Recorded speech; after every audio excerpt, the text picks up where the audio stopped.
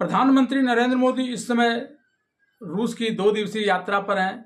इस 2 दिवसीय यात्रा के दौरान उन्होंने रूस में प्रवासी भारतीयों से मुलाकात की। उन्होंने अपने भाषण में प्रवासी भारतीयों को कहा कि वे अपने साथ उनके लिए देश की मिट्टी की सुगंध लेकर आए हैं। उन्होंने कहा कि भारत इस समय विकास के नित नए आयाम गढ़ रहा है।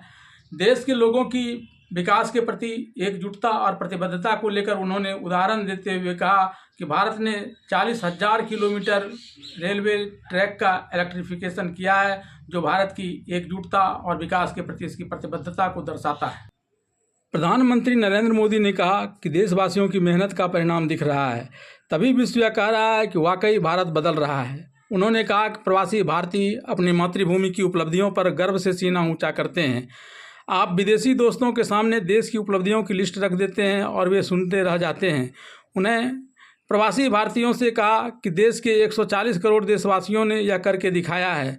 उनकी मेहनत की वजह से आज भारत सबसे आगे निकलने की तैयारी में जुटा है और कह रहा है देशवासियों ने भारत को सबसे मजबूत इकोनॉमी बना दिया है।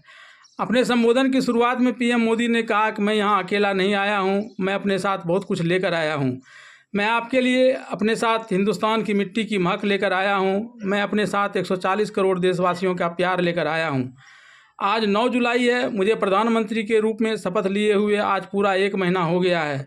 उसी दिन मैंने एक संकल्प लिया था कि अपने तीसरे टर्म में मैं 3 गुनी ताकत से काम करूँगा ताकि देश का तिगुना विकास हो सके। प्रवासी भारतीयों से बात करते हुए प्रधानमंत्री नरेंद्र मोदी ने कहा कि भारत रूस की दोस्ती के लिए मैं विशेष रूप से अपने मित्र राष्ट्रपति पुतिन की सराहना करूंगा। उन्होंने अपने प्रयासों से इस दोस्ती को और मजबूत किया है। उन्होंने 2 दशक से ज़्यादा समय तक इस पार्टनरशिप को और मजबूत करने में अहम योगदान दिया है। मैं पिछले 10 सालों में 6ठी बार रूस आया हूँ और इस मौके पर हम एक दूसरे से 17 बार मिल चुके हैं। रूस का नाम सुनते ही हर भारतीय के मन में पहला शब्द आता है भारत के सुख दुख का साथी और भारत का भरोसेमंद दोस्त। रूस में सर्दी के मौसम में तापमान चाहे कितना भी माइनस में क्यों न चला जाए, लेकिन दोनों देशों की दोस्ती हमेशा प्लस में ही रहती है।